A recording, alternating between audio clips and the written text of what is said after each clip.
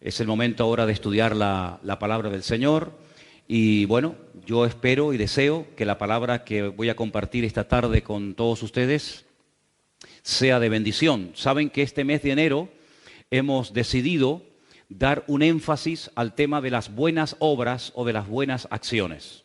El mes de febrero será el mes de la familia. Hablaremos mucho acerca del tema de la familia, que a veces se pueden dar casos muy significativos. Que uno de los dos sea convertido y el otro no, que uno quiera venir a la iglesia y el otro no, que un hijo sea convertido y los padres no, o que los padres sean convertidos y los hijos no. ¿Cuál es la función de una mujer casada con un inconverso o viceversa, de un creyente casado con una inconversa? Todo eso lo estaremos hablando Dios mediante el mes que viene y creo que va a ser un tiempo muy interesante porque creo que una enseñanza bíblica sobre el tema de la familia va a venir muy bien. Pero este mes no es el mes de la familia, este mes es el mes de las buenas obras, porque como dice el texto de Efesios 2:10, que es el versículo que estamos utilizando como base de estos estudios, hemos sido creados en Cristo Jesús para buenas obras. Léalo conmigo, por favor. Hemos sido creados en Cristo Jesús para buenas obras. Amén. Muy bien. Los niños pueden pasar, si quieren, a las clases de la escuela dominical con sus maestras. Los demás nos quedamos aquí. Y voy a leer en esta tarde dos versículos que aparentemente, repito, aparentemente, no tienen nada que ver con el tema de las buenas obras, pero vais a ver cómo sí. Son dos versículos del Antiguo Testamento. Uno se encuentra en el libro de Proverbios y otro en el libro de Deuteronomio. Presten atención un momentito, vamos a poner los dos juntos para que los puedan ver ahí en la pantalla y si quieren pueden leerlos. Proverbios 22:6 es un versículo muy conocido, estoy convencido que muchos de ustedes se lo saben de memoria, y dice así: instruye al niño en su camino y aun cuando fuere viejo no se apartará de él. Sencillo de entender, ¿sí o no? Instruye, enseña, orienta, guía al niño en su camino y aun cuando fuera viejo no se apartará de él. El otro texto es Deuteronomio 25 y dice así: y los oficiales hablarán al pueblo diciendo, ¿quién ha edificado casa nueva y no la ha estrenado? ¿Quién no la ha inaugurado todavía?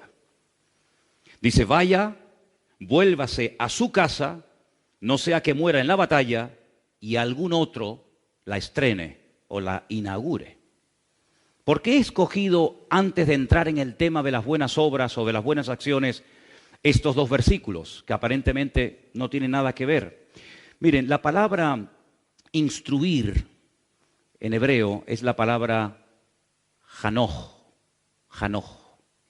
Y la palabra inaugurar o estrenar, como hemos leído en esta versión Reina Valera, es janajó.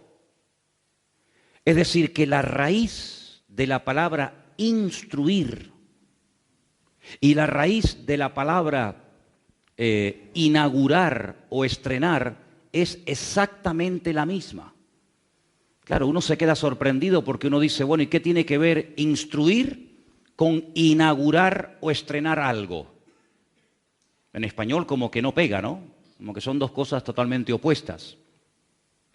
Pero la Biblia dice que hemos nacido de nuevo. ¿Sí o no? Hemos nacido de nuevo. Es más, es un requisito fundamental para, dice la Biblia, entrar en el reino de los cielos. Dice, el que no nace de nuevo, otra versión dice, el que no nace otra vez, no puede entrar en el reino de los cielos. Luego, nosotros, todos los que estamos aquí reunidos y los que nos están viendo, todos hemos tenido un nacimiento físico. Todos hemos nacido de una mujer.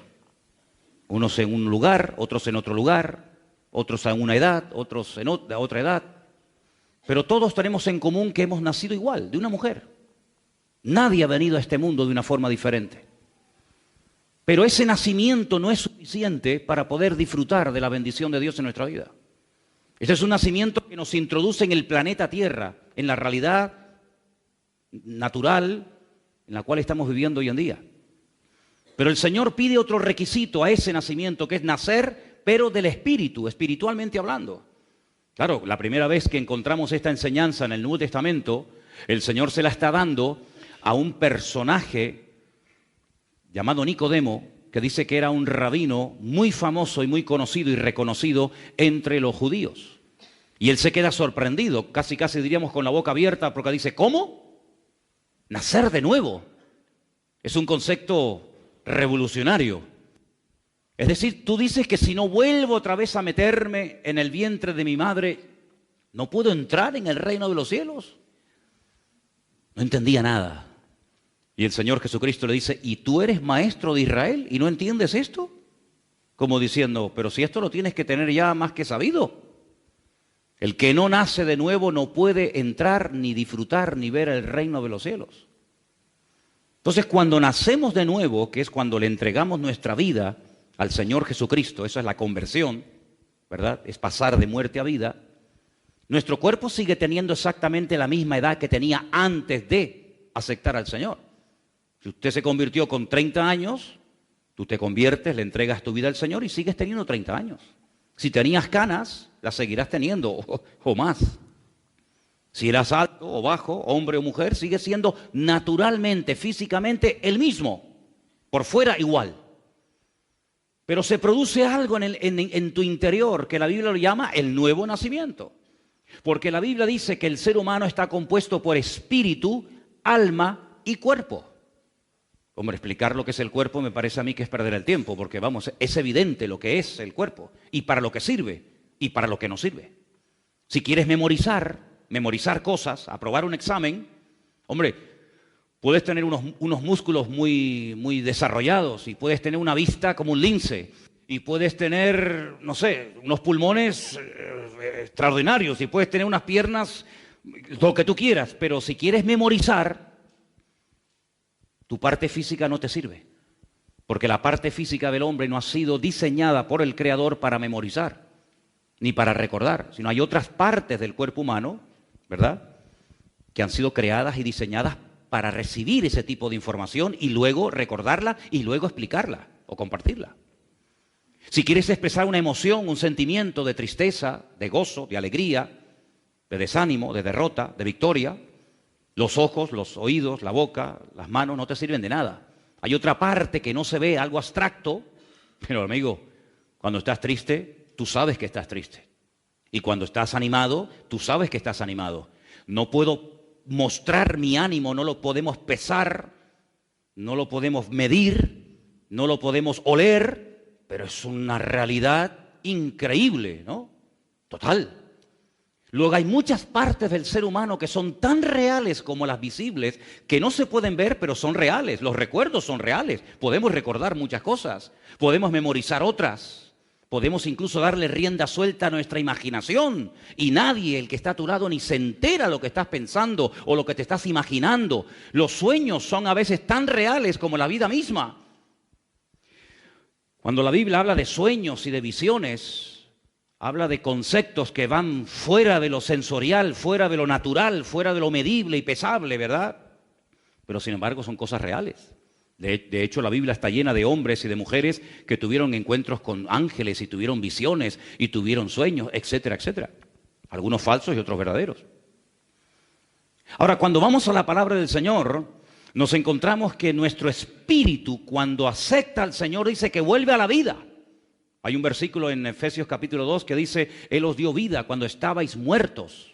¿Cómo muertos? Sí, en vuestros delitos y pecados. Tú físicamente estabas vivo, comías, respirabas, viajabas, estudiabas, te graduabas, te casabas, te reproducías, etcétera. Pero espiritualmente hablando, hasta que no aceptas al Señor y naces de nuevo, estás muerto, espiritualmente hablando. Espiritualmente hablando. Cuando nuestro espíritu vuelve a la vida, se vuelve a conectar con el Creador, se vuelve a conectar con la fuente de la vida, ese espíritu está virgen, no sabe nada. Y entonces dice la Biblia que hay que inaugurarlo, hay que instruirlo. Entonces la palabra inaugurar, o como dice aquí la Reina Valera, estrenar, está directamente relacionada con la instrucción y con la enseñanza que a partir de ese momento yo voy a recibir. Por eso la palabra hijo en hebreo está tremendamente relacionada, tiene la misma raíz que cuando se construye un edificio.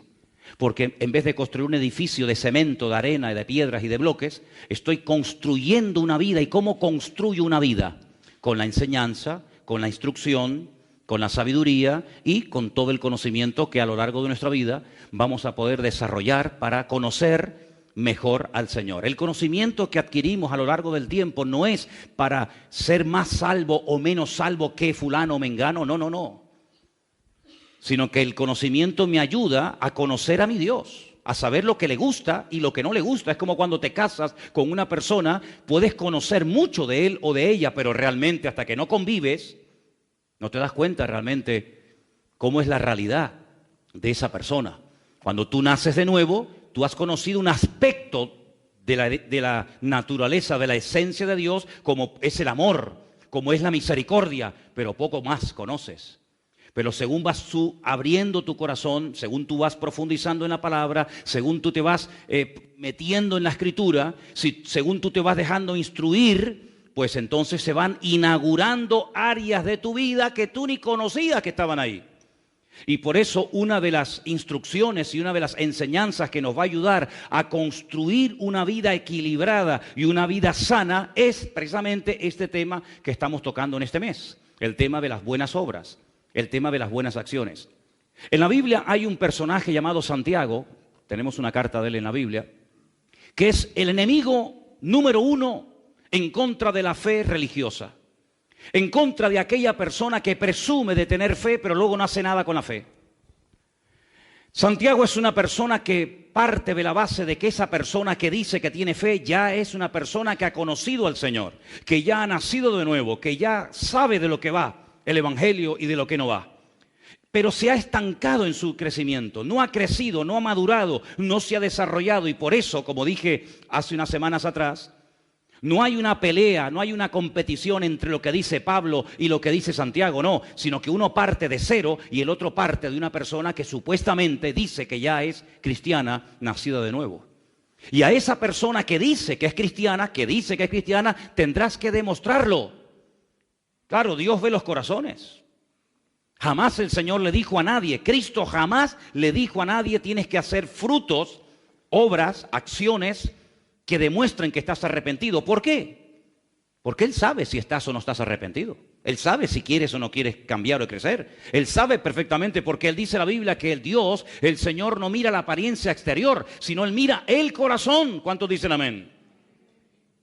Pero solamente lo puede mirar Dios, yo no lo puedo mirar. Ningún hombre tiene la capacidad de mirar el interior del ser humano. Por eso Juan el Bautista era un varón de Dios, era un hombre muy utilizado por Dios, pero cuando la gente se acercaba a él en el río Jordán y le pedía ser bautizado, él pedía una prueba de que verdaderamente estaban arrepentidos. Y por eso decía aquello de haced frutos, obras, acciones de arrepentimiento para que yo entonces me anime a bautizarles y no corramos el riesgo de estar bautizando a gente por emociones, por sentimientos o porque es la moda de la época, sino haced frutos dignos de arrepentimiento. En otras palabras, demostradme que habéis cambiado. Juan el Bautista sí, porque Juan el Bautista pues, no miraba los corazones, pero Cristo sí los miraba. ¿Se dan cuenta la diferencia? Así que cuando vamos a la palabra nos encontramos que todos cuando nacemos somos niños. Todos somos niños en Cristo. Y dice la Biblia, instruyan a los niños. Instruyan a los recién convertidos. ¿Por qué? Porque es mucho más fácil instruir y enderezar un árbol cuando empieza a nacer que un árbol cuando ya tiene muchos años y es prácticamente imposible enderezarlo. Por eso qué importante es en la Biblia la enseñanza a los niños. Qué importante ministerio es en la iglesia cuando en este momento nosotros los adultos estamos aquí, pero en este momento hay hermanos o hermanas que están allí en las habitaciones enseñando a los niños pequeños la palabra del Señor. Los están instruyendo, los están enseñando la palabra para que cuando crezcan y sean mayores, pues tengan una base basada no en las emociones, no en caprichos ni en tonterías, sino en una fe que les va a permitir vivir una vida cristiana práctica, una vida cristiana con acciones y no simplemente basadas en teorías o en un conocimiento intelectual del Señor. Amén. Fijaros hasta qué punto Santiago es meticuloso en este tema, que para que la gente entienda que no es suficiente con creer, él menciona al diablo. Sí, él dice, los demonios, el diablo, es un creyente. Satanás no es un ateo. Satanás sabe que hay un Dios que existe, sabe que hay un Dios creador. Satanás habló y conoció personalmente a Jesucristo, ¿sí o no? Dice que en el desierto de Judea se le acercó y le dijo, ¿tú eres el Hijo de Dios? ¿Sí? Demuéstralo. Dile a estas piedras que se conviertan en pan. Pero el Señor no tenía que demostrarle nada al diablo ni a nadie, porque ya el Padre había dicho en el río Jordán, este es mi Hijo amado, punto. Si mi Padre, si el Señor, si la autoridad que está sobre mi vida, la palabra dice que yo soy su hijo, yo no tengo que demostrarle a nadie, y menos al diablo, que soy su hijo, porque ya el Señor lo ha dicho. Luego Satanás, dice la Biblia, que incluso cree y tiembla ante esa realidad, pero no cambia.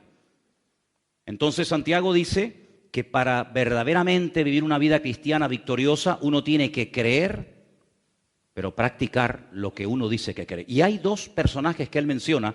Vamos a Santiago capítulo 2, por favor. Santiago capítulo 2, del versículo 21 en adelante, vais a ver que él menciona a dos personajes, un hombre y una mujer del Antiguo Testamento, para ponerlos como ejemplo de este tema tan interesante de fe y obras y fe.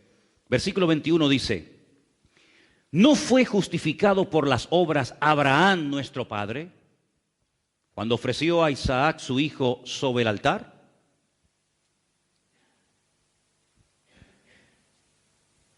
Interesante la pregunta, ¿no? ¿No fue justificado por las obras? No por la fe, sino por las obras nuestro padre Abraham cuando ofreció a su hijo Isaac sobre el altar. Algunos dicen, no, pero no lo ofreció. Bueno, lo ofreció y no lo ofreció. No lo ofreció físicamente, pero en su corazón sí lo ofreció al Señor. Ya se lo había ofrecido desde que salió de Beersheba, caminando 3 días atrás. Ya él lo había sacrificado al Señor. Faltaba el momento, la acción, ¿verdad? Que estuvo también a punto de realizarla. Versículo 22. ¿No ves que la fe actuó juntamente con sus obras y que la fe se perfeccionó? La fe se perfeccionó por las obras. Interesante esto, ¿eh?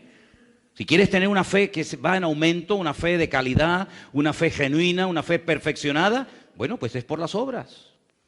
Y se cumplió la escritura que dice, Abraham creyó a Dios y le fue contado por justicia y fue llamado amigo de Dios. Bueno, realmente el término amigo de Dios no aparece en la Biblia, es amado de Dios, amado. Siempre han traducido amigo, pero realmente dice que es el amado de Dios. Pero bueno, vosotros veis pues que el hombre es justificado por las obras y no solamente por la fe. Y ahora menciona a una mujer llamada Rahab, dice la ramera. ¿No fue justificada por obras cuando recibió a los mensajeros y los envió por otro camino? Porque como el cuerpo sin espíritu está muerto, así también la fe sin obras está muerta. 2 personajes, Abraham y Rahab, aquella mujer de la ciudad de Jericó. Decimos mucho de la fe de Abraham, sí, pero ¿y cómo sabemos que tenía tanta fe? Porque el movimiento, amigos, se demuestra andando. ¿Usted tiene fe? ¿Dónde está? ¿Dónde está la fe? Son las acciones, son las buenas obras, el fruto, lo que causa una evidencia de que esa persona tiene una fe bien depositada, bien puesta en las manos del Señor. Y a Abraham le dice el Señor, sal de tu tierra.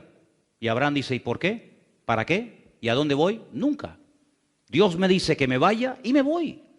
Pero no te lleves a nadie, ¿eh? Vete tú solo, sal de tu tierra, de tu parentela, a la tierra. Dice que yo te mostraré. Ahora, si ustedes ven en un mapa, no sé cómo estáis de geografía, pero si ustedes ven en un mapa dónde vivía Abraham y a dónde Dios lo manda, es un camino de meses, si no de años, caminando por pleno desierto. Pero es que dice la Biblia, un detalle muy significativo, dice que no sabía a dónde iba. Pero ¿cómo puede salir una persona de casa y no saber a dónde va? ¿Tenía un problema mental? ¿Tenía un problema estaba desorientado? No, es que Dios no se lo dijo. Le dijo, tú sal y yo te iré mostrando poco a poco a dónde te voy a llevar. Y Abraham salió en obediencia. Claro, para algunos esto era un disparate, para algunos esto era una locura. Cuando el hijo salía estando el padre en vida, quedaba automáticamente desheredado. Era como una falta de respeto al padre. Salgo, Dios me ha dicho que lo deje todo atrás, salgo sin saber a dónde voy. Hay un momento en el que él le pide a Dios, tiene un anhelo de ser padre, se va enriqueciendo en el camino, va prosperando, va siendo bendecido, y él tenía la preocupación de que uno de sus criados, un tal Eliezer, su criado de confianza, quedara como heredero de toda su fortuna, y el Señor le dice, no te va a heredar Eliezer, no te preocupes, tú vas a ser padre de multitudes. Sí, pero es un hombre que tiene 100 años, y su mujer tiene 90 y es estéril. En el Talmud, hay partes del Talmud que dicen que probablemente Sara ni tendría matriz. Es decir, más difícil todavía. Pero dice la Biblia que él le creyó a Dios. Dios me ha dicho que vamos a ser padres y lo vamos a hacer. ¿Por qué? Porque Dios lo ha dicho. Increíble. Y tiene un hijo con una criada, todos conocéis la historia, con Agar, la egipcia. Pero el Señor le dice, no es eso lo que yo te dije, eso es lo que tú has hecho a tu manera. Tú tienes que tener un hijo con tu legítima esposa, así que coges a este niño, a Ismael, y coges a su madre Agar, y le dices que se vayan por su camino, los bendices, le das muchas cosas, pero tienes que ajustarte al plan mío y no al plan tuyo. No hay plan B en Dios, no hay plan B, hay plan de Dios y punto. El hombre dice, bueno, si no es esta puerta es esta, y si no la otra. Dios tiene un plan, punto, se acabó. Te sometes a él o estás fuera de su objetivo, fuera de su voluntad. Y cuando él tiene un hijo con su legítima esposa, con Sara, él se goza y él se alegra y le llama a su hijo Isaac, que significa él reirá. El nombre Isaac está en futuro, todo nombre hebreo que aparece, la letra Yod al principio está en futuro. Isaac, él reirá. Y los dos también se rieron, tanto el padre como la madre, porque aquello era algo increíble, ¿verdad? Y cuando ya el muchacho es grande y va a ser su legítimo heredero, Dios le dice, prepárate que tengo otra orden para darte. Le dice, ahora lo coges, te lo llevas al monte Moriah y allí sobre un altar lo sacrificas. Claro, él podía haber entrado en discusión con el Señor, él podía haber dicho, pero ¿cómo ahora ayer me lo diste y ahora me lo quitas? ¿Cómo es esto? Él sabía perfectamente que el mundo, el trasfondo religioso del cual él salió, era un mundo religioso en el que se sacrificaban víctimas humanas a las deidades de la época. Se quemaban a los hijos vivos. Se quemaban y se entregaban como si fueran animales a los hijos sobre altares a los dioses de la época, Milcón, Baal, Astarot, Quemos, etc. Dios nunca había pedido un sacrificio humano, pero si Dios me lo pide, yo no voy a cuestionar a Dios, por algo Dios me lo está pidiendo, porque Dios tiene todo bajo su control. ¿Cuántos dicen amén? Dios no se equivoca, dice la Biblia que Él no es injusto. Todo está perfectamente controlado por el Señor. Ni una hoja de un árbol se cae sin permiso del Señor. Y allí se va Abraham caminando 3 días desde Beersheba hasta el monte Moriah. Y allí lo pone sobre un altar. Y el hijo le dice, padre, vas con el cuchillo, vas con el fuego, vas con la leña, veo que vas preparado, porque el hijo sabía cómo se presentaba un sacrificio al Señor. Pero ¿y el cordero dónde está la víctima? Y él le dice aquella frase tremenda, ¿no? El Señor proveerá. El Señor proveerá, siempre el Señor proveerá. ¿Cuántos dicen amén? El Señor proveerá siempre. Y vemos que el Señor probó a Abraham y Abraham pasó el examen con 10 o con 100, como en algunos países por ahí también se dice, ¿no? Por lo tanto, lo que Abraham hacía era la evidencia de que era un hombre de fe. ¿Se imaginan ustedes que Dios le diga, sal de Ur de los Caldeos? Y dice, no, pero es un hombre que tiene mucha fe, pero no le sirve de nada, es un desobediente. ¿Te imaginas que el Señor le haya dicho, vas a ser padre? Y él dice, no lo creo. Pero bueno, es decir, no hay una contradicción entre las palabras y las acciones de Abraham. Es como una moneda, hermano. No hay una moneda con una sola cara. Las monedas tienen 2 caras. Y la fe y las obras no se pueden separar. Es imposible decir yo tengo fe y estar toda la vida cruzado de brazos sin hacer nada. Usted no tiene fe ni tiene nada. Usted lo que tiene es una religión encima. Porque la verdadera fe te lleva a la acción. Y cuando tú estás en acción es porque tienes una verdadera fe. ¿Cuántos dicen amén? Si no hay una pelea entre una cosa y otra, no hacemos obras para salvarnos. Ya eso lo hemos dicho 1.000.000 de veces.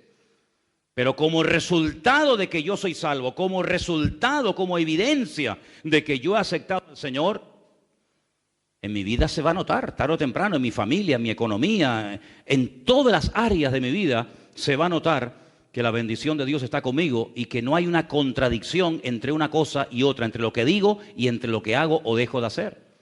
Ahora, hay un pasaje tan interesante cuando vemos que van a entrar en la tierra prometida. Dice que previamente van 2 espías a la casa de una tal Rahab la ramera y se quedan allí y ella los oculta y les abre el corazón y les dice: hemos oído que Dios está con vosotros, que cómo abrió el Mar Rojo y cómo cruzaron el Mar Rojo y bueno, le cuenta toda la historia de hacía 40 años.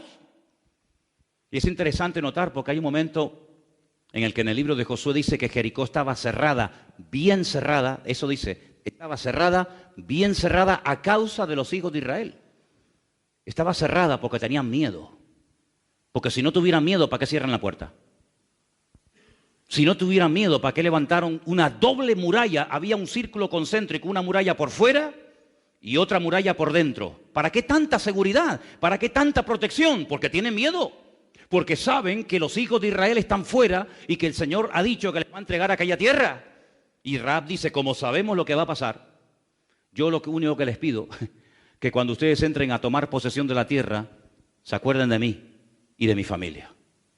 Y estos hombres le dicen: si tú no te chivas, si tú no le cuentas al rey que hemos estado aquí y que vamos a atacar la ciudad, pues nosotros salvaremos tu vida. Pero tienes que estar dentro de la casa el día que entremos a la ciudad, ¿eh? No puedes estar por ahí de belingo, no puedes estar por ahí de risitas y de fiestas. Tienes que estar dentro de la casa, tú y todos los que se quieran salvar. Tienen que aprender a estar unidos, esperando en el mismo sitio. Y para que sepamos dónde vives, toma este trapo de cordón rojo, lo atas ahí en la ventana, y yo ya diré a mis soldados que cuando entren a tomar posesión de la tierra, toda la gente que esté dentro de esa casa donde está atada ese trapo de color rojo, que les perdonen la vida. Y así fue. Dice la Biblia que ella vivía, dice la Biblia, vean esos detalles, entre muro y muro. Y cuando cayeron las murallas de Jericó, la casa de ella permaneció. Pero si cayeron los muros, ¿cómo no se cayó la casa de ella? Porque caerán a tu lado 1000 y 10.000 a tu diestra, mas a ti no llegará, dice la palabra. Así de claro. Toda la ciudad fue derrumbada, menos la casa de Rahab. Sale de la ciudad, se casa con uno de los espías, llamado Salmón, tiene un hijo extraordinario, maravilloso, que cambió el rumbo de la historia de Israel, se llamó Booz, que fue el que se casó después con Ruth, la moabita, la del libro de Ruth, y de ahí viene David, y de ahí viene Jesucristo, una historia increíble. ¿Por qué? Porque fue una mujer de fe. ¿Cómo sabemos que Rahab tenía fe? ¿Por lo que dijo? Hombre, por lo que dijo se nota que tenía fe, pero más por sus acciones que por sus dichos. Porque había mucha gente en Jericó que sabía que Jericó iba a ser atacada, pero no hicieron nada, no se convirtieron, no se rindieron, no abrieron las puertas y dijeron: reconocemos que esta tierra, vuestro Dios, os la ha dado a vosotros y nosotros queremos, digamos, llevarnos bien o de alguna manera solucionar este problema. No, lo sabían, pero no actuaban en consecuencia. Cuando una persona sabe la palabra y no hace cambios para amoldarse a la palabra, dice que es peor que aquellos que no creen. Porque ¿qué excusa le va a presentar una persona que sabe lo que tiene que hacer y no lo está haciendo? Bueno, hay un versículo que hemos citado muchas veces, ¿verdad? Que dice que el que sabe hacer lo bueno y no lo hace, ¿qué? Está pecando, exactamente igual. Si usted sabe que hay que orar y usted no está orando, usted está pecando, hermano. No, pero es que yo no me estoy emborrachando, me faltaría más. Es que yo no estoy drogándome, yo no estoy robando, pero es que ¿acaso solamente se peca cuando uno roba y cuando uno mata y cuando...? No, no, es que hay muchas formas de pecar. No solamente por lo que hacemos de acción, sino por lo que no hacemos, por omisión. Por lo tanto, cuando sabemos que algo hay que hacerlo y no lo estamos haciendo, perdóneme, eso aquí, en Venezuela, en Miami, en Colombia y en Pernambuco... Eso se llama desobediencia pura y dura, ¿sí o no? Si yo sé que tengo que hacer algo, yo tengo que pedirle perdón, yo tengo que hablarle a esa persona que me ha ofendido, yo tengo que hacer cambios en mi vida, yo tengo que, y lo sé, pero no lo hago, pues mira, pues, ¿pero lo has intentado? No, tampoco. Pues entonces, querido, me parece que ni la teoría la has aprendido, ni la teoría. Por eso no hay práctica. Entonces vemos que estos dos personajes, Abraham y Rahab, eran personas que por lo que hicieron, oye, era evidente que eran personas que tenían fe. Yo creo que uno de los seres creados que más fe tiene, no se escandalicen por lo que voy a decir, pero yo creo que uno de los seres creados que más fe tiene se llama Satanás. Porque no duda en ningún momento de la existencia de Dios. No duda en ningún momento que este libro es la palabra de Dios. No duda de que Cristo nació en Belén de Judea, murió en Jerusalén, resucitó al tercer día y está sentado a la diestra de Dios. Lo sabe perfectamente. Yo creo que incluso se sabe hasta la Biblia de memoria. Yo creo que el diablo sabe que el cielo y el infierno existen y que él algún día estará en el infierno. Yo creo que el diablo sabe perfectamente que algún día se levantará en los últimos tiempos un personaje político llamado el anticristo. Lo sabe perfectamente. Yo creo que Satanás sabe perfectamente que Jesucristo viene pronto. Lo creo. Pero ¿sabes qué? Toda su creencia, todo su conocimiento, entre comillas, toda su fe, no le sirve absolutamente para nada. Porque jamás se va a arrepentir, jamás va a reconocer que desobedeció y pecó contra el Señor, sino que simplemente es una persona que tiene un conocimiento, pero ese conocimiento no le lleva a cambios en su vida. Y hermanos, la Biblia nos enseña que por sus frutos seremos conocidos. El buen árbol dice que se conoce por el fruto, y el mal árbol se conoce porque da malos frutos. Exactamente igual es en la vida de un creyente. Ahora, la lectura que se leyó hoy, ¿cuál fue? Éxodo 20. ¿Éxodo 20 de qué habla? De los 10 mandamientos. Pero no los 10 mandamientos que nos enseñaron cuando éramos pequeñitos en la escuela. Porque yo estudié toda mi vida en colegios de curas, toda mi vida. En Venezuela, en los maristas. Creo que la calle donde estaba el colegio maristas era la avenida Francisco Miranda. Yo vivía en Chacao, desde Chacao yo veía el aeropuerto de La Carlota allá frente y por abajo pasaba la avenida Francisco Miranda. Y enfrente tenía el colegio de los hermanos maristas. Y cuando vinimos a España en el año 71, mi padre me metió en otro colegio de curas, en los Salesianos, que está enfrente de las piscinas Metropol, en León y Castillo, en Las Palmas de Gran Canaria. Así que toda mi educación de pequeño fue en colegios de curas. Y yo me sabía muchas cosas de memoria que después me sirvieron cuando yo me convertí al Señor. Por ejemplo, una de ellas, el Padre Nuestro. A mí no me enseñó la Iglesia Evangélica el Padre Nuestro, yo ya sabía el Padre Nuestro de memoria. Hombre, lo rezaba en el rosario, tú imagínate si lo tenía que saber. Madre mía. Las bolitas aquellas, ¿te acuerdas? Las bolitas y tal, madre mía. Pero también me enseñaron los 10 mandamientos, pero no estos. No, estos no. Estos nunca me los enseñaron, me enseñaron otros que se parecen a esto, pero no son iguales. Y eso fue lo que a mí me sorprendió la primera vez cuando yo abrí así, pum, al azar, pum, la Biblia y digo, ay, los 10 mandamientos, esto me suena. Y empecé a leerlo y me llevé una sorpresa tremenda porque me di cuenta que al principio de la lista, no a mitad ni al final, no, sino al principio de la lista, los mandamientos no coinciden literalmente con lo que a mí me habían enseñado.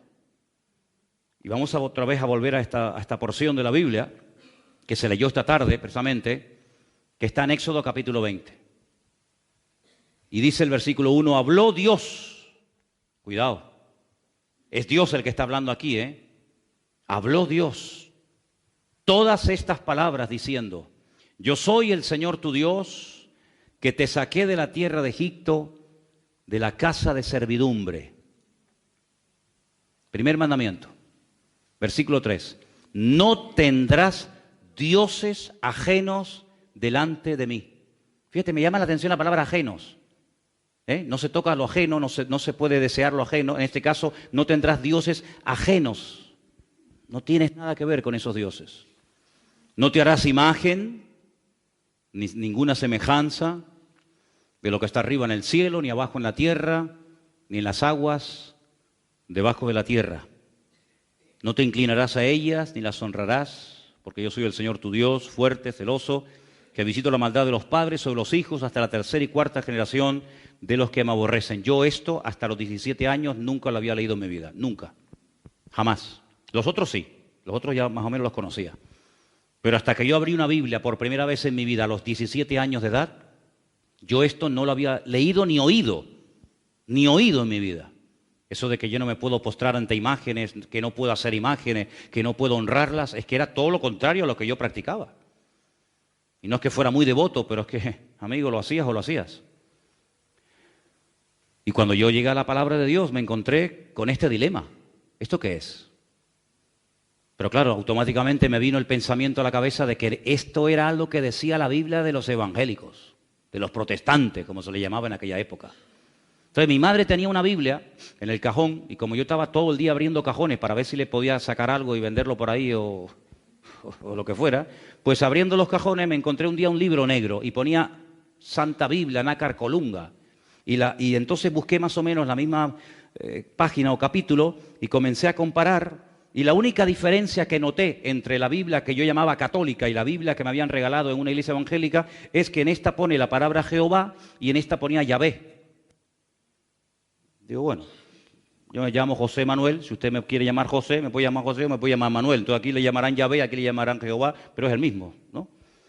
Después, sinceramente no noté ninguna otra diferencia. Entonces cogí la Biblia que me habían regalado y me fui a hablar con don Gilberto. Don Gilberto era uno de los hombres más buenos que yo he conocido en mi vida. Era un cura. Jugábamos al fútbol, éramos amigos. Hombre, me daba cada colleje, cada capón cuando me portaba mal, que ni te imaginas.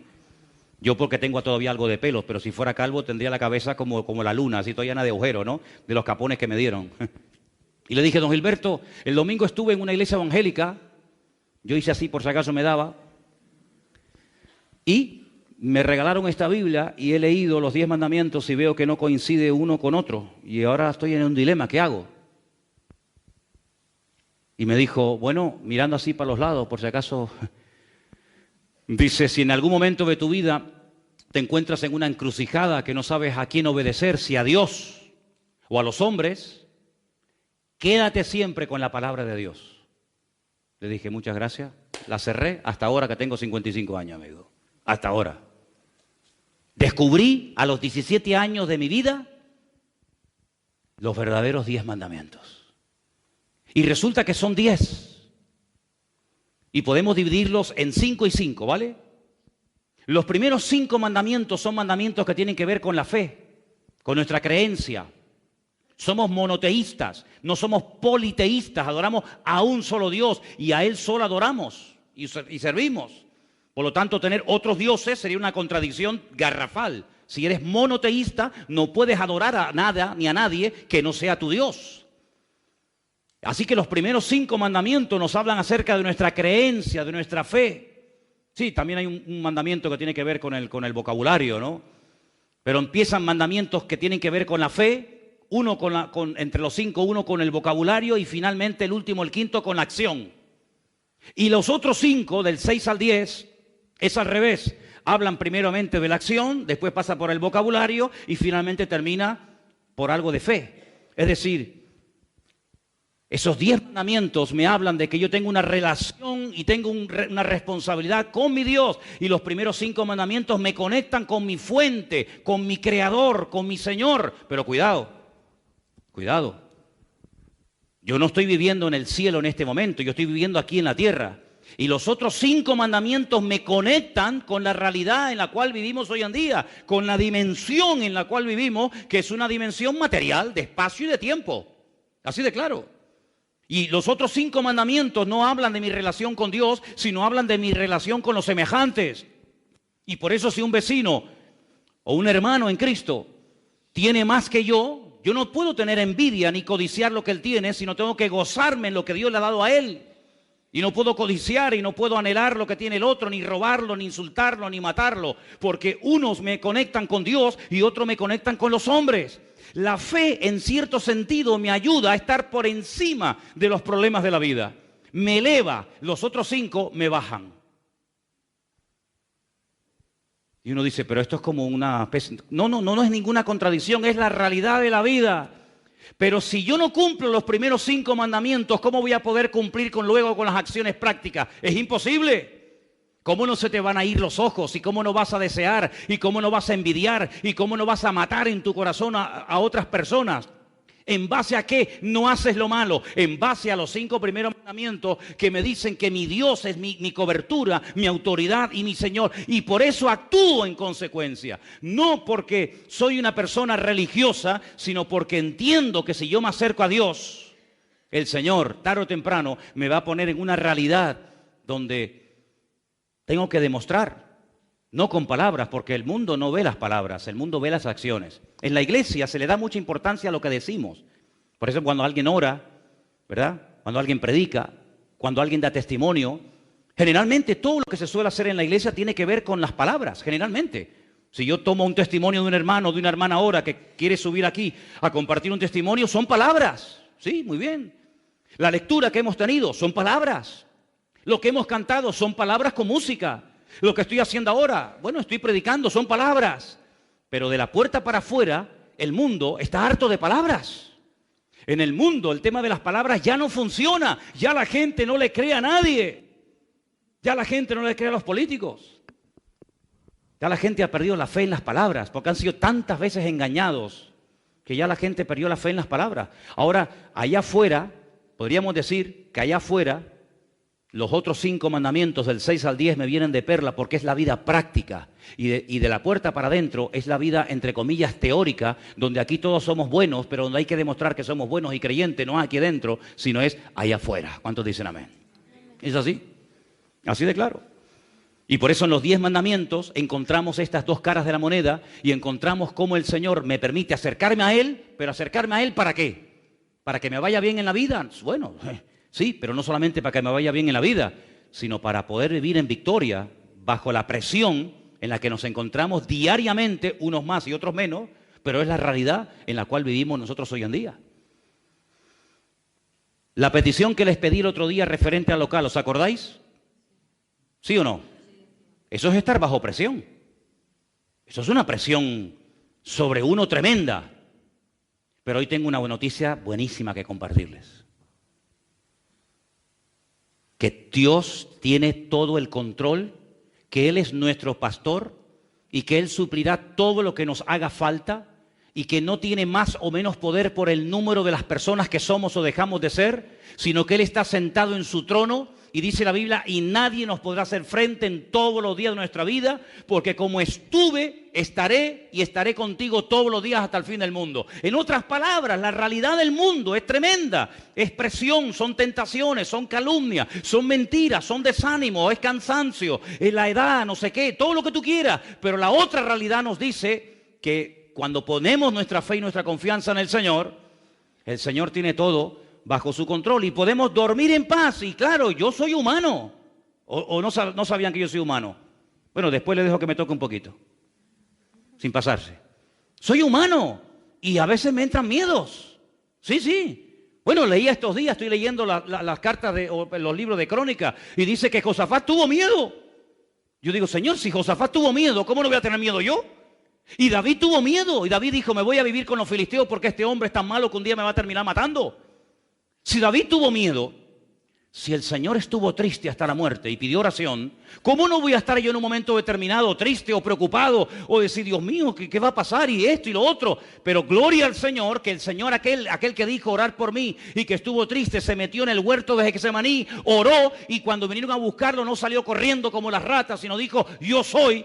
Porque el Señor está fortalecido en la comunión con el Padre, igual nos ocurre, exactamente igual a cada uno de nosotros. Pero el tener temor, el tener miedo, pero hombre, pero vamos a ver, pero si es que es lógico. Y además, en cierto sentido, el Señor en estas circunstancias y en otras, nos hace sentir nuestras debilidades, pero dice la Biblia, diga al débil, fuerte soy en el Señor.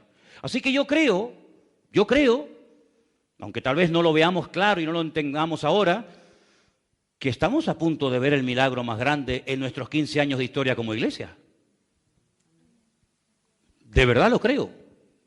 De todas maneras, aquí en la esquina hay una plaza maravillosa que para hacer cultos al aire libre está de perlas, ¿eh? Ya fui a medirla, ya medí cuántas sillas caben. Pero quiero decir con esto, hermano, que todo está bajo el control del Señor. Y que no tenemos que tener miedo. Y me lo estoy predicando a mí mismo porque he tenido miedo. ¿Qué quieres que te diga? He tenido miedo. Pero el Señor le dice, no temas, yo estoy contigo, yo te ayudo y yo te sustentaré siempre. Gloria a Dios, ¿verdad? Y bueno, es así. Ahora, lo que me llama mucho la atención de estos mandamientos, ¿cuántos aquí han leído alguna vez el libro de la historia de Robinson Crusoe? Yo creo que ha sido, después de la Biblia, el libro que más he leído en toda mi vida. Es una novela que se escribió en el año 1719. Como a mí me gusta tanto esto de la supervivencia, la aventura y subirme a árboles y cortar así el cuello de animales, y me gusta todo esto, pues el libro de Robinson Crusoe, que era así un tocho así de gordo, pero yo además lo tenía en cómics, lo tenía en dibujitos. Yo era un enamorado de Robinson Crusoe. ¿Cómo se llamaba el esclavo? Viernes, sí señor. 28 años estuvo Robinson Crusoe, el barco naufragó, él llegó a la orilla, llegó a una isla de caníbales y el hombre estuvo allí 28 años. Y era un libro que a mí me volvía loco y lo terminaba de leer y volvía otra vez porque, y cómo cazaba y cómo tal.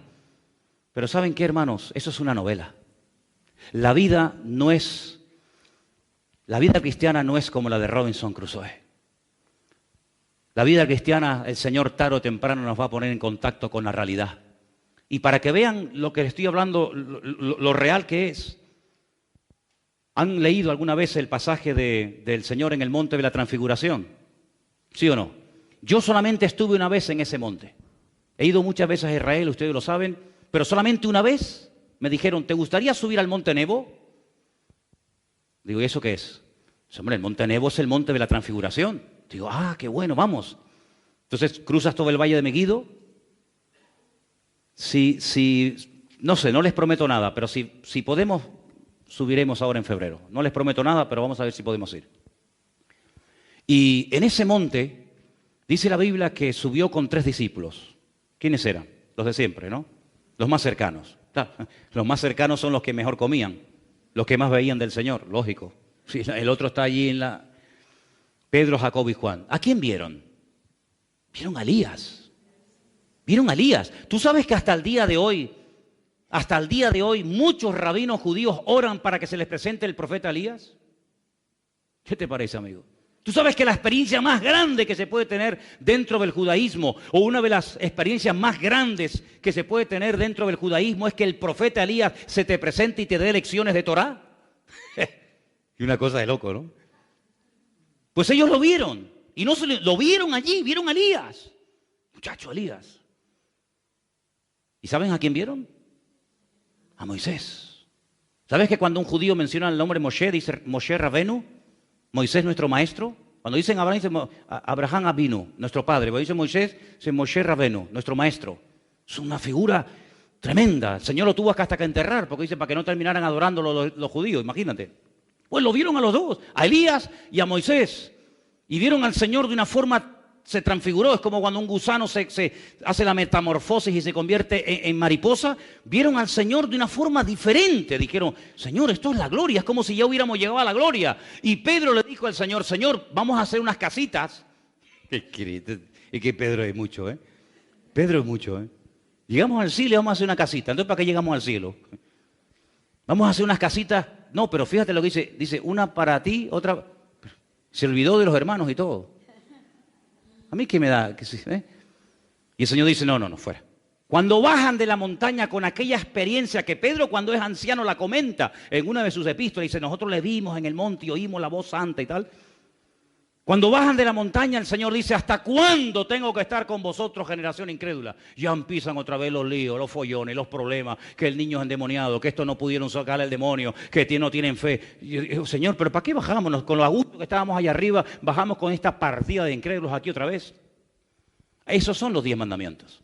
Es estar conectado a la fuente para poder soportar en el valle lo que el Señor permita que te venga. ¿Por qué soportamos en el valle? Porque hemos estado previamente en el monte en la presencia del Señor. Porque si no estás en la presencia del Señor no aguantamos ni un minuto la presión. Pero el creyente, y más nosotros en esta recta final en la que estamos los cristianos, yo así por lo menos lo creo, vamos a estar bajo presión continuamente, cada vez más, cada vez más. Por eso necesitamos como nunca antes acercarnos a la fuente, porque la presión va a ser tan tremenda que hace años el que oraba poco escapaba. El que se congregaba poco, escapaba. El que sabía poquito de la Biblia, escapaba. Pero hoy en día ya no, amigo. Hoy en día el que no pague el precio, el que no ore, el que no busque de Dios, no tiene futuro. Porque la presión va a ser cada vez mayor. Pero dice la Biblia, agárrate, una promesa preciosa, que donde abunda el pecado, sobreabunda la gracia. Hombre, es que si no es así, ya me contarás. Ya me contarás. ¿Ya no te está pasando que tú eres el único creyente en tu trabajo? ¿Ya no te está pasando eso? Antiguamente no era así. Antiguamente en un trabajo había más creyentes que inconversos. Hoy en día no.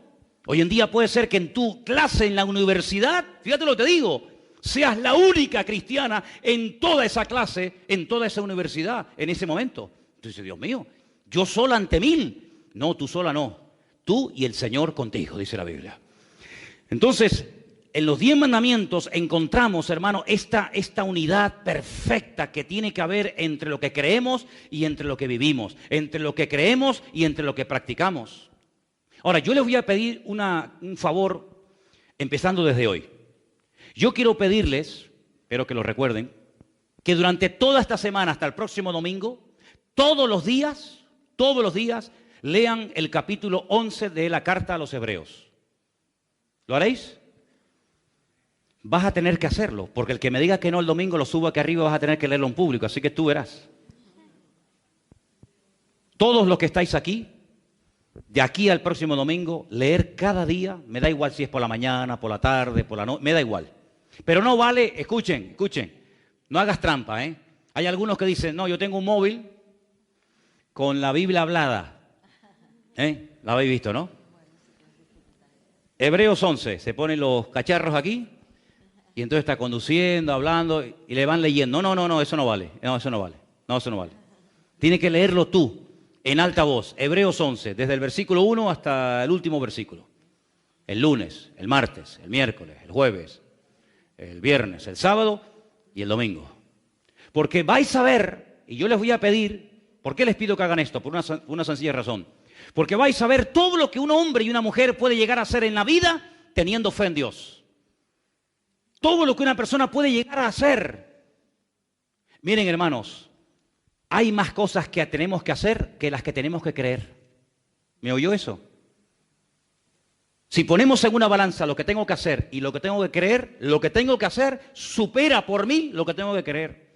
Porque lo que tenemos que creer y saber no es tan complicado, créame. Pero tenemos toda una vida por delante para hacer las obras para las cuales fuimos creados en Cristo Jesús, Señor nuestro.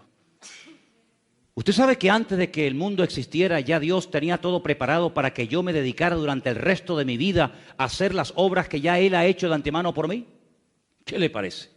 Es un misterio, es una cosa increíble, ¿no? Es como si le digo que el Señor Jesucristo ya sabía que iba a morir en la cruz antes de que Adán y Eva fueran creados. Pero si aún no habían nacido habían sido creados Adán y Eva, y ya Cristo le había dicho al Padre, cuenta conmigo que si pecan esto me mandas a mí y muero por ello. Antes de la fundación del mundo, ya Cristo había dicho al Padre, heme aquí, envíame a mí. Porque el Señor lo sabe todo. No va improvisando sobre la marcha, Él lo sabe todo. Él lo ve al mismo tiempo, esa visión tridimensional del pasado, del presente y del futuro. Por lo tanto, las buenas acciones, las puertas que se nos abrirán en la vida, no es porque nosotros nos las hayamos abierto, sino porque el Señor te va a poner delante de tu vida las acciones que tú tienes que hacer, que tú tienes que realizar. Y si las haces, tengo algunos versículos que quiero compartir con ustedes en esta noche.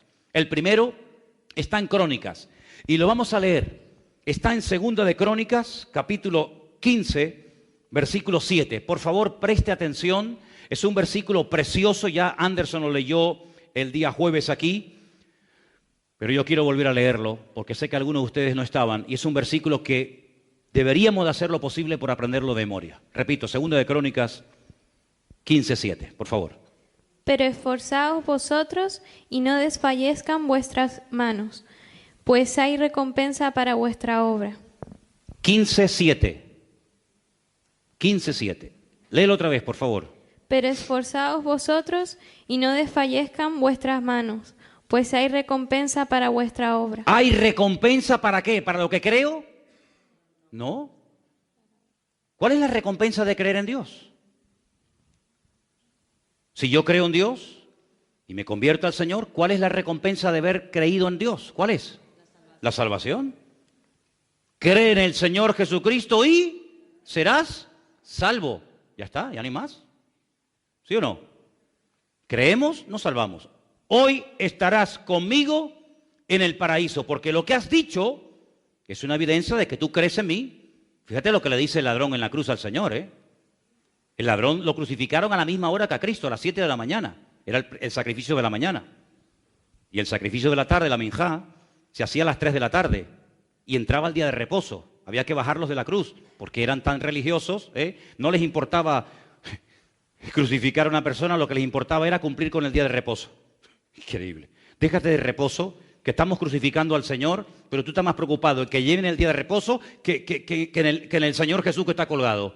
Pero hay que cumplir con la religiosidad. Sabían que los tres iban a morir. El de la derecha, de la izquierda y el Señor. Los tres iban a morir. Pero hay un momento que uno le dice, Señor, Señor, cuidado. La palabra Señor en hebreo es muy sagrada, Nosotros tenemos Señor con mayúscula y Señor con minúscula. Cuando llamamos al Señor, teóricamente estamos utilizando la mayúscula, ¿sí o no? Y Señor, ¿verdad? Pero en hebreo no hay eso en hebreo no hay mayúsculas y minúsculas, no existen mayúsculas y minúsculas en hebreo. Él se dirige al Señor con la palabra Adoní. Adoní, Adonai.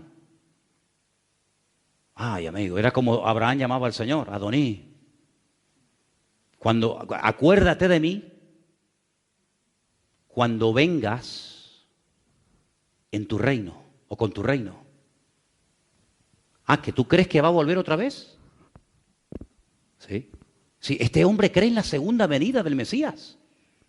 Es que increíble. Y además lo llama rey. Cuando vengas en tu reino, acuérdate de mí. Mira, la profundidad de esa declaración es impresionante, hermano. Hay mucha gente en la calle que si tú le preguntas, ¿tú crees que Cristo volverá otra vez? Te dicen que va, eso es un cuento. Sin embargo, él agonizando, clavado ahí, hermano, inmóvil, dice, acuérdate de mí cuando regreses otra vez como un rey. Y el Señor le dice, hoy estarás conmigo en el paraíso, querido. Y entró a la presencia del Señor, pero no hay recompensa para ti, mijo. Siéntate por ahí para donde puedas. Porque yo pregunto, ¿en el cielo hay recompensas o no hay recompensas? Hombre, claro que las hay. Claro que las hay. Y vamos a leerlo, porque yo siempre, saben que una de las cosas que aquí decimos es que todo lo que decimos tenemos que demostrarlo con la Biblia, si no esto es un disparate y una locura. Vamos a demostrar con la Biblia que hay recompensas según lo que hayamos hecho. Por ejemplo, vamos a leer algunos versículos, todos van a estar en Apocalipsis, para que si quieren buscarlo vayan ahí. Apocalipsis 2:23, por favor. Y a sus hijos heriré de muerte, y todas las iglesias sabrán que yo soy el que escudriña la mente y el corazón, y os daré a cada uno según vuestras obras. Os daré a cada uno, esto es algo individual, no es algo colectivo, a cada uno yo le voy a dar según sus obras. Primer versículo, ¿no? Pero hay más claros, hay algunos versículos que están más claros todavía. El 20, versículo 11 y 12, escuche. Y vi un gran trono blanco y al que estaba sentado en él, de delante del cual huyeron la tierra y el cielo, y ningún lugar se encontró para ellos. Y vi a los muertos, grandes y pequeños, de pie ante Dios, y los libros fueron abiertos, y otro libro fue abierto, el cual es el libro de la vida. Y fueron juzgados los muertos por las cosas que estaban escritas en los libros según sus obras. Va a haber un juicio según sus obras. La salvación no es por obras. No, la salvación es por fe. Por gracia sois salvos por medio de la fe. Y esto no de vosotros, pues es don de Dios. Efesios 2:10. La salvación usted no tiene que hacer nada porque ya Él lo hizo. Alguna gente dice, no, la salvación es gratis. Sí, bueno, porque tú lo digas. No, la salvación no es gratis, perdone. No. Pasa que alguien la pagó por ti. Es como si yo te digo, toma, te regalo un coche. Ay, mira, el coche no vale nada. No, ¿cómo que no? El coche lo pagué yo. Yo lo pagué y te lo regalo. La salvación para ti es gratis, pero a Él, que fue el que la obtuvo y el que la compró, ¿cuánto le costó a Cristo obtener la salvación? La vida, la sangre de Cristo hizo que la salvación para ti y para mí, gracias al Señor, sea gratis, pero porque alguien la pagó, cuidado. Pero las recompensas es según lo que haya hecho cada uno. Y me parece lógico, hermanos. No puede tener la misma recompensa un hermano, con todo mi respeto, que ha estado en la iglesia toda la vida cruzado de brazos, que no ha hecho nada, que un mártir que ha estado torturado hasta la muerte, quemándolo y pinchándolo y torturándolo, y que ha dado su vida por la causa del Evangelio. Sería una injusticia, créanme. Creo que sería una auténtica injusticia que una persona que no ha querido hacer nada, sino que simplemente se ha acomodado y conformado con su salvación y nada más, merezca o obtenga la misma recompensa que una persona que ha dado su vida, toda la vida sirviendo y honrando al Señor. La pregunta mía es, ¿cuántos tronos habrá en el cielo? ¿Usted tendrá un trono en el cielo? ¿Usted tendrá un trono en el cielo? Yo no. No sé si alguno de ustedes. En el cielo habrá 12 tronos para los 12 apóstoles del Cordero y dice que habrá para los 12 ancianos, total 24. Así que cuando lleguemos al cielo, Pedro tendrá su trono y Pablo tendrá su trono y Tomás tendrá su trono y el otro tendrá su trono. Pero ¿y entonces yo dónde me siento? El Señor dice, al que venciere, le dejaré que se siente conmigo en mi trono. ¿Te das cuenta? Pedro, toma tu trono, Tomás, tu trono. Y yo le voy a decir a Pedro, yo en el trono sentado con el Señor. Si te quieres sentar conmigo, siéntate. Pero los tronos no son para nosotros, ¿eh? Los tronos son para ellos. Y lo dice la Biblia, así de claro. Luego en el cielo habrá distintos niveles y recompensas. Claro que sí, por supuesto. El 22:12, ¿lo puedes leer también, por favor? Es el último. He aquí yo vengo pronto y mi galardón conmigo, para recompensar a cada uno según sus obras. Para recompensar a cada uno, ¿en base a qué? ¿En base a qué? Tú me caes bien, tú me caes mal. Es como en los ayuntamientos, ¿no? Metió al cuñado, metió al primo, metió al amiguete. Claro, no, pero en el cielo no existen esos colegas, sino que el Señor va a recompensar a cada uno según lo que haya hecho. La pregunta es lo siguiente. Usted ha nacido de nuevo, usted ha aceptado al Señor, gloria a Dios, estupendo.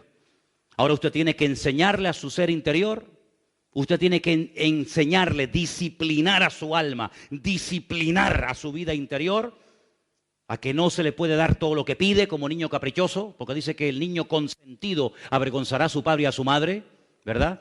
Y una vida interior desordenada es una vida que va a producirle vergüenza al maestro, vergüenza al Señor. Pero si en vez de ese niño consentido, a ese niño, a ese ser interior, lo instruimos en la palabra, cuando sea viejo, cuando crezca, cuando madure, podrá hablar como Pablo que dijo, cuando yo era niño, yo hablaba como un niño y me comportaba como un niño y vivía y juzgaba la vida como un niño. Mas cuando ya fui hombre, dejé lo que era de niño. Primera de Corintios capítulo 13. Entonces el niño consentido, el niño malcriado, no se le puede pedir que se comporte bien porque no ha sido instruido. Es un salvajito. Pero al niño que se le ha instruido, esa persona puede dar fruto para la honra y para la gloria del Señor. Y entonces, como yo dije el otro día, en mi caso, no digo que sea el caso de todos ustedes, aunque en algunos casos más que yo todavía, a mí me queda menos vida de la que he vivido. Hombre, ya me gustaría a mí que me queden 55 años de vida. Yo firmo ahora mismo, tal y como estoy. Cuidado. Hombre, llegar a los 100 años tal y como estoy, ¿quién no quiere firmar ahora, amigo? ¿Vale? Por lo tanto, por una regla de 3, a mí me tiene que quedar menos vida de la que ya he vivido. ¿Vale? Porque la Biblia incluso dice hasta en cuánta edad se ha comprometido el Señor a darle a una persona. Y si pasa de esa edad ya es por misericordia. Eso lo dice la Biblia. Por lo tanto, si nos queda a muchos de nosotros menos de lo que hemos vivido, eso quiere decir de que nos queda menos tiempo para terminar de hacer la obra de los años que ya hemos vivido. Por lo tanto, hermano, hay que ponerse las pilas. Porque a lo mejor nos quedan un par de cortados a algunos de nosotros. Y yo quiero que el Señor me encuentre activo en su obra cuando Él venga a buscarme. Porque para mí es la mejor vida estar activo en las cosas del Señor. Ya no quedan Biblias, ¿no? ¿Quedan algunas? Hay que repartirlas hoy. Hay que repartirlas hoy, Margarita, porque nos queda poco tiempo. ¿Folletos quedan? No. Hay que comprar folletos, rápido. Chicos, hay que comprar folletos, rápido. Nos queda poco tiempo. Hermanos queridos, la fe sin obras está muerta. Entonces, quiero terminar diciendo una palabra para toda la iglesia en esta noche. Si usted y yo, con la edad que tenemos ahora mismo, estamos todavía vivos, es porque el Señor sabe que todavía lo que teníamos que haber hecho aún no lo hemos hecho. Cuando terminemos nuestra función en la tierra, el Señor dirá, buen siervo fiel, sobre lo poco has sido fiel, sobre lo mucho te pondré, entra en el gozo de tu Señor. Por lo tanto, ¿no te das cuenta de que la vida misma es una evidencia de que todavía queda camino por recorrer? ¿Te das cuenta cómo esa enfermedad no acabó contigo, ni aquel accidente tampoco, ni aquella operación tampoco? ¿Por qué? Porque todavía el Señor sabe que hay cosas que a mí me corresponde hacer, por las cuales Él me creó y me diseñó, y por las cuales Él todavía me da misericordia y me da tiempo. Pero hermanos, como decía el autor de la carta a los Hebreos, vamos a arrepentirnos de obras muertas. ¿Qué son obras muertas? Cosas que hemos comprado, cosas que hemos hecho, cosas que anhelamos, que no sirven para nada. Y si no sirven para nada, ¿para qué las haces? Por lo tanto, queridos hermanos, ¿qué les parece si en esta noche le pedimos al Señor que nos ayude a poner nuestra fe en práctica? Y vais a ver el próximo domingo, con la ayuda del Señor, porque vais a leer Hebreos 11 todos los días, ¿verdad? ¿Sí o no? Vais a leer Hebreos 11 todos los días, ¿verdad? ¿Sí? Ok. Pues vais a ver la cantidad de cosas que un hombre y una mujer pueden hacer cuando ponen la fe en práctica. Es increíble. Y el capítulo termina, les doy ahí un datito ahí como dato, dice, y si tuviera que hablar de lo que hizo David, de lo que hizo Barak, de lo que hizo Jefté, dice, bueno, el capítulo 11 de Hebreos sería un capítulo interminable, sería un capítulo enorme, porque hay muchas cosas que tú y yo podemos y debemos de hacer con la fe que el Señor nos ha dado. Cierra tus ojos y oramos al Señor en esta noche. Ahí donde estás. Aleluya. Cierra tus ojos y dile, Señor, Señor, Señor. Hay tanto camino por recorrer. Aquel le dijo una vez al Señor,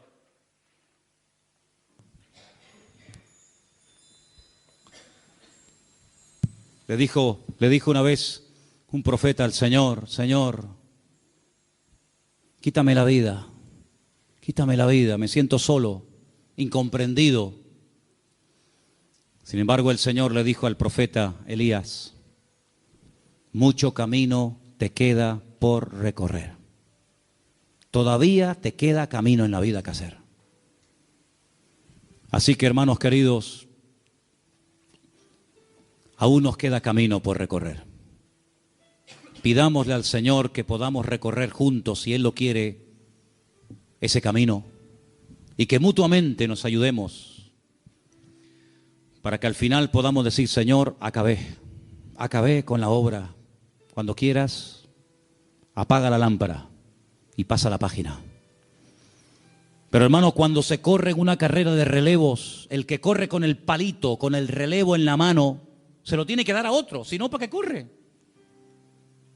Yo ya he hecho mi parte, ahora le paso el relevo a otro, y ese otro a otro, y ese otro a otro, y ese testigo se viene pasando de generación en generación desde que nació la iglesia del Señor.